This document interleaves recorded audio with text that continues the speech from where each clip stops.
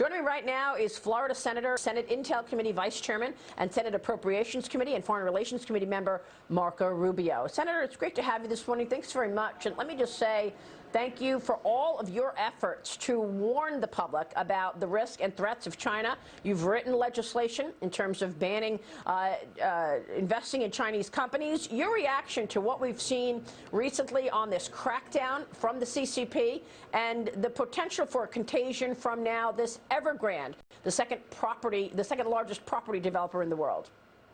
Well, on Evergrande, I think it's a reminder that there's really we don't have any insight or any sort of understanding about the true numbers or the health of any of these companies in China.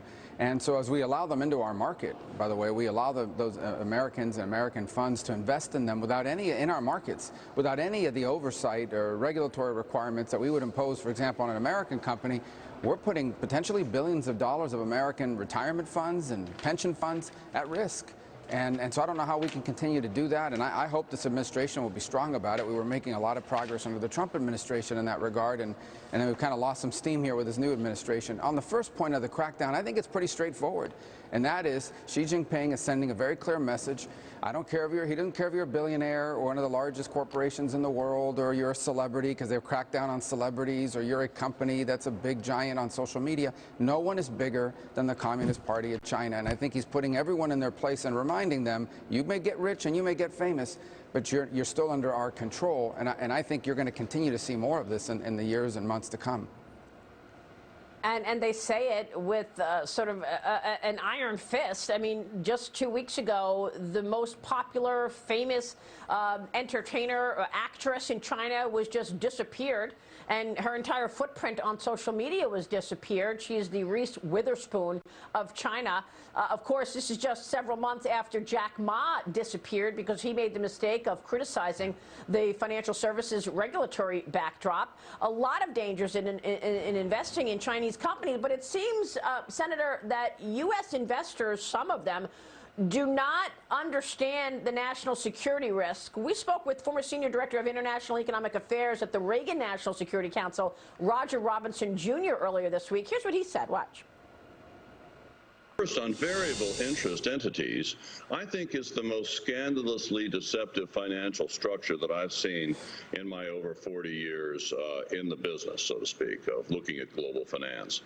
I mean, as you said, they own shares of contracts of shell corporations. 95% of Chinese listed companies are using this deceptive vehicle. The American people have no idea that, for the most part, they don't own one single share in one Chinese company. They have no real minority shareholder rights. They have no legal recourse. These things can be swept away on a whim of the CCP.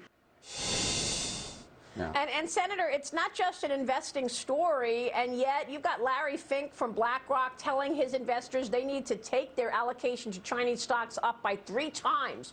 3 times. And then you had Ray Dalio at the Greenwich Investment Forum this week saying that this is all manageable. Yes, investors will be stung. That's how it works, Senator. And by the way, all of this is not just an investing story. This is national security issues. And yet Joe Biden did not even address China in his speech at the United Nations General Assembly this week, Senator. Yeah, I haven't seen that in terms of confronting these kinds of issues. It's been a priority for this administration. And the first point is that the one you were talking about is, look, there's a lot of people out there that have made a lot of money investing other people's money in China. There are a lot of people and a lot of companies that have made a lot of money gaining a small percentage of this very large market. And they want that to continue. For a lot of these people, it's not what's going to happen 10 years from now. They won't be here 10 years from now. They want to know how much money can they make for their fund, for their investors, for their company over the next 2 to 3 years.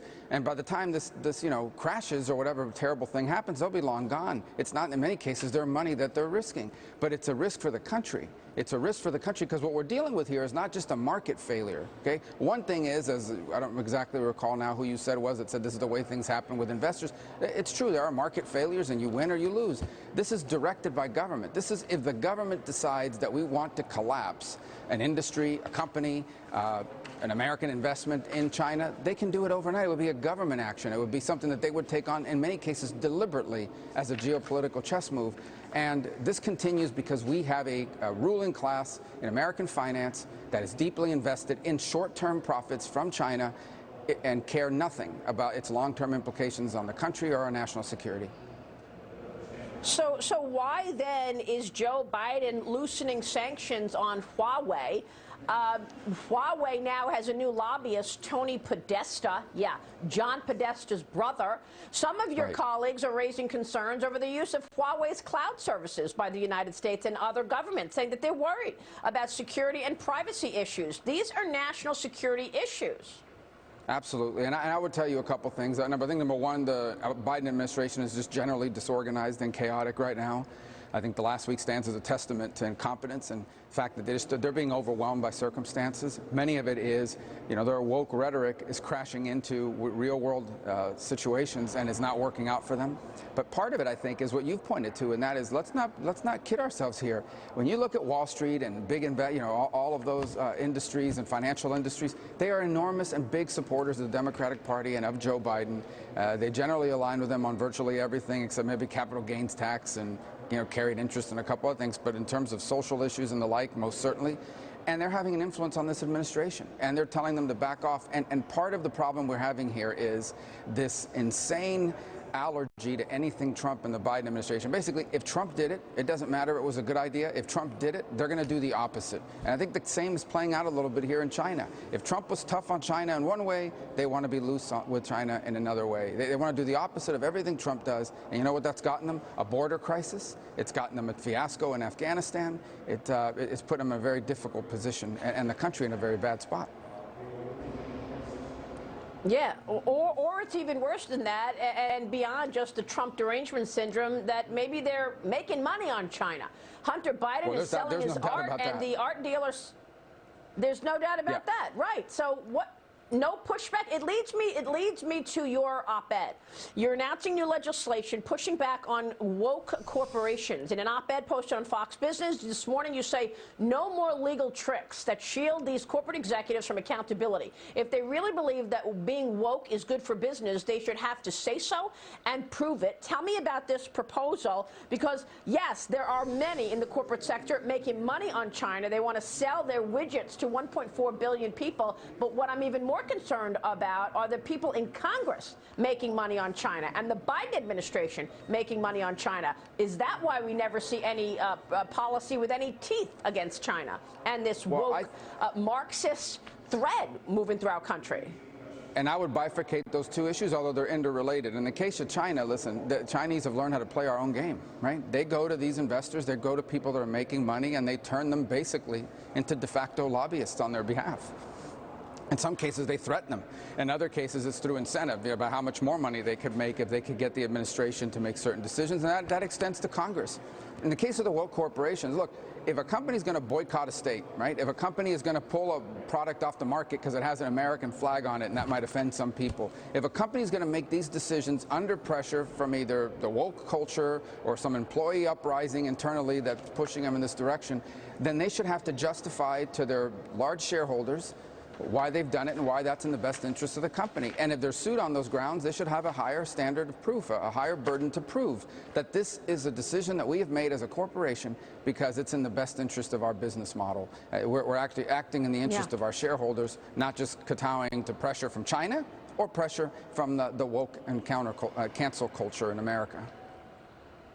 And by the way, an Army officer is resigning over the Biden vaccine mandate. He calls it a Marxist takeover of the military. Army Lieutenant Colonel's resignation letter is gaining attention. He confirmed to Fox News that his resignation is in order. He says he's not going to wait the final 2 years before he gets to his pension because he doesn't like the Marxist takeover of the military right now. Yeah, one part of it is this. Look, I've always told people, and my personal view of it is I'm vaccinated, and I encourage people to get vaccinated, but I don't believe government should be forcing people to do this. There's something un-American about saying we're going to use the power of government to force you to do something, or we're going to kick you out of your job, we're going to leave you unemployed, you won't even be able to go into certain places. Now they're considering banning air travel. And yesterday, Joe Biden, I believe, said that he thinks those in the military who refuse to be vaccinated should be dishonorably discharged. So you think about the levels. You know, Marxism, people think about it, Marxism as an economic model. It has an economic component. Marxism has never been solely about economics. It has been about power and about control, about having the power to force people to do what you want them to do or pay a very high price. That's what Marxism is about. Yeah. That's what it's been for, 100-some years, and that's what this neo-Marxism is about. It's very, very concerning, and you would think that our military is focused on readiness, especially with the crises around the world. Instead, they're being taught critical race theory and Marxism. I want to ask you before you go about the crisis at the southern border. DHS has confirmed that Haitian migrants have flooded into Del Rio in recent weeks and that they are being released into the country. They're not saying how many are released. Secretary Mayorkas was unwilling to release the data during the 2 days of congressional testimony, Senator, but we know they're being released into the country. We don't know how many, and we don't know where they're going. Yeah. Implications. Let me preface this by saying that I have a tremendous amount of affection and respect for the Haitian American community. These are hardworking people, contributed a tremendous amount. And I feel terrible about what's happening in Haiti, and has happened for 50, 60 years. Mass migrations are always bad because they're caused by some sort of tragedy, but they also are bad because they lead to tragedy. And that's what we're seeing now. People are coming for one simple reason. First of all, many of these people haven't been to Haiti in 2 or 3 years, or any of the other countries they're coming from, Cuba, etc. They've been living in third countries, and they see now is the opportunity to come because Joe Biden sent a very clear message in his campaign and as president: I am not going to enforce our immigration laws. That's the message that he sent. What he sent is going to be easier to get in, and that's why they're coming, and it's terrible. And yet Cubans can't come in. He said, let me be clear, if you take to the sea from Cuba, you will not come to the United States, Senator. You're Cuban, right? My parents came from Cuba, and like I said, look, I'm against mass migration no matter where it comes from because it's bad for our country. I feel terrible for these people, but Joe Biden is luring them here, and it's wrong. Senator, it's great to have you this morning. Please come back soon. Thank you, sir. Senator Marco Rubio in Washington this morning. We'll be right back.